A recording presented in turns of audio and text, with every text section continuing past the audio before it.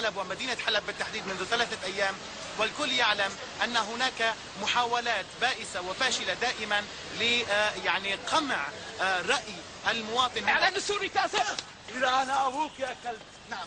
شادي حلوة كنت معنا، شكرا جزيلا لك. أيها الأعزاء المشاهدون، كان مراسلنا شادي حلوة من حلب، وهذا يدل، ما رأيناه بهذه اللقطة السريعة يدل على الديمقراطية التي يطالب بها الكثير من داخل هذا البلد ومن خارجه.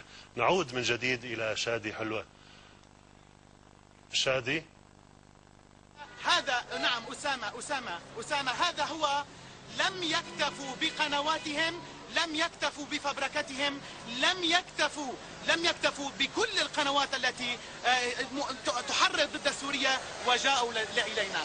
ما في مشكلة، أتوا إلى هنا وقالوا ما قالوا. إذا كان فعلا الإعلام السوري كاذب، يا أخي اتركونا بحالنا، اتركونا، خلونا نبث اللي بدنا إياه، وخلي المواطن هو الذي يحكم سواء كنا كاذبين أم غير كاذبين. على فكرة شادي، لو يعني دائما بالنسبة للكاذب هذه، يعني لو كنت تسمعني، لدي وجهة نظر في أن من يكذب ينبغي أن تتركه يكذب ليكثر من كذبه ويعني يكشف نفسه، لكن هذا يدل على مقدار الصدق الذي يتمتع به الإعلام السوري بشكل